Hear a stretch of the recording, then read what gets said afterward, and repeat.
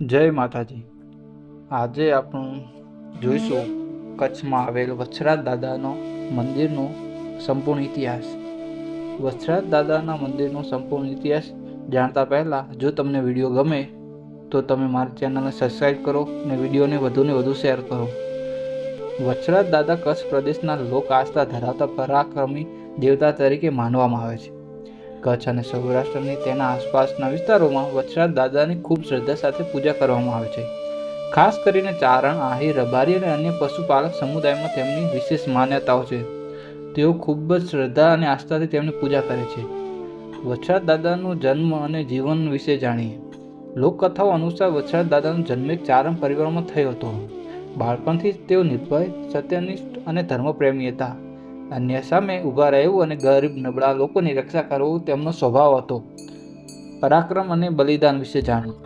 વછરાજ દાદા ગૌ માતા અને ધર્મની રક્ષા માટે જાણીતા હતા। કહેવાય છે કે ગાયોની રક્ષા કરતી વખતે અથવા ધર્મ માટે યુદ્ધ કરતા તેઓ વીરગતિ પ્રાપ્ત કરી હતી।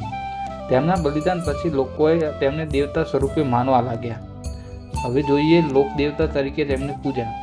વછરાજ દાદાને વીરદેવ અને રક્ષક દેવતા તરીકે પૂજવામાં આવે છે। માન્યતા છે કે તેઓ ભક્તોને દુઃખ, રોગ, સંકટમાંથી બચાવે છે।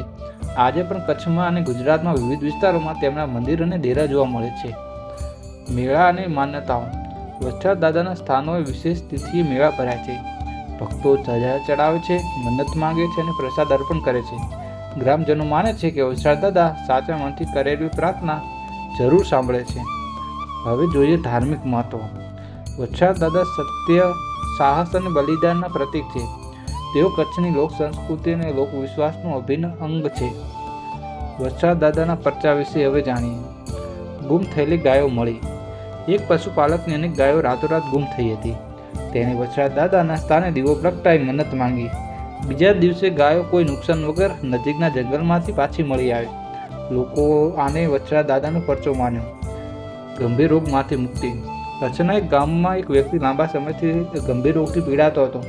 અનેક ઉપચાર નિષ્ફળ ગયા બાદ તેમને વછરાજ દાદાને માનતા કરી। થોડા સમય તેની તબિયતમાં અચાનક સુધારો થયો અને સંપૂર્ણ સ્વસ્થ થયો। ગામ લોકો અને દાદાની કૃપા માને છે અને વછરાજ દાદાને ત્યાં એક પરિવાર આવ્યો હતો। તે તેમને પ્રસાદી માની લીધે ઘરે લઈ જતા હતા ત્યારે રસ્તામાં જ તે પથ્થર બની ગયા હતા।